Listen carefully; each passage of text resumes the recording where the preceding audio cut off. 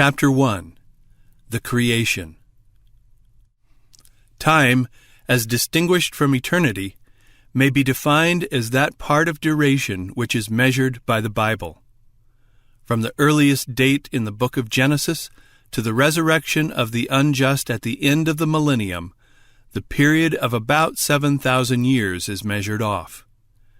Before the commencement of this great week of time, duration without beginning fills the past, and at the expiration of this period, unending duration opens before the people of God. Eternity is that word which embraces duration without beginning and without end. And that being whose existence comprehends eternity is he who only hath immortality, the King eternal, immortal, invisible, the only wise God. When it pleased this infinite being, he gave existence to our earth. Out of nothing, God created all things, so that things which are seen were not made of things which do appear. This act of creation is that event which marks the commencement of the first week of time. He who could accomplish the whole work with one word chose rather to employ 6 days, and to accomplish the result by successive steps. Let us trace the footsteps of the Creator from the time when he laid the foundation of the earth until the close of the 6th day, when the heavens and the earth were finished, and God saw everything that he had made, and behold, it was very good. On the first day of time God created the heaven and the earth. The earth thus called into existence was without form and void, and total darkness covered the Creator's work. Then God said, "Let there be light," and there was light. And God divided the light from the darkness and called the one day and the other night. On the 2nd day of time God said, "Let there be a firmament."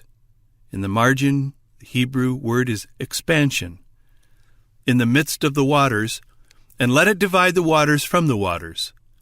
The dry land had not yet appeared, consequently the earth was covered with water. As no atmosphere existed, thick vapors rested upon the face of the water, but the atmosphere now being called into existence by the word of the Creator, causing those elements to unite which compose the air we breathe, the fogs and vapors that had rested upon the bosom of the water were borne aloft by it. This atmosphere or expansion is called heaven. On the 3rd day of time God gathered the waters together and caused the dry land to appear. The gathering together of the waters God called seas. The dry land thus rescued from the waters he called earth. And God said, "Let the earth bring forth grass, the herb yielding seed, and fruit tree yielding fruit after his kind, whose seed is in itself upon the earth." And it was so. And God saw that it was good. On the 4th day of time, God said, "Let there be lights in the firmament of the heaven, to divide the day from the night, and let them be for signs, and for seasons, and for days and years." And God made 2 great lights, the greater light to rule the day, and the lesser light to rule the night. He made the stars also. Light had been created on the 1st day of the week, and now on the 4th day he causes the sun and moon to appear as light-bearers, and places the light under their rule. And they continue unto this day according to his ordinances, for all are his servants. Such was the work of the 4th day, and the great architect, surveying what he had wrought, pronounced it good.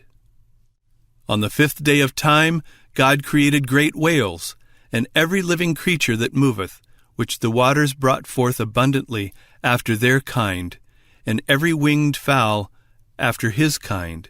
And God saw that it was good. On the 6th day of time God made the beast of the earth after his kind, and cattle after their kind, and everything that creepeth upon the earth after his kind. And God saw that it was good. Thus the earth, having been fitted for the purpose, was filled with every order of living creature, while the air and waters teemed with animal existence. To complete this noble work of creation, God next provides a ruler, the representative of himself, and places all in subjection under him. And God said, "Let us make man in our image, after our likeness, and let them have dominion over the fish of the sea, and over the fowl of the air, and over the cattle, and over all the earth, and over every creeping thing that creepeth upon the earth." And the Lord God formed man of the dust of the ground, and breathed into his nostrils the breath of life, and man became a living soul. The Lord God planted a garden eastward in Eden, and there he put the man whom he had formed. And out of the ground made the Lord God to grow every tree that is pleasant to the sight, and good for food, the tree of life also in the midst of the garden, and the tree of knowledge of good and evil. Last of all, God created Eve, the mother of all living. The work of the Creator was now complete. The heavens and the earth were finished, and all the host of them, and God saw everything that he had made, and behold, it was very good. Adam and Eve were in paradise. The tree of life bloomed on earth. Sin had not entered our world, and death was not here, for there was no sin.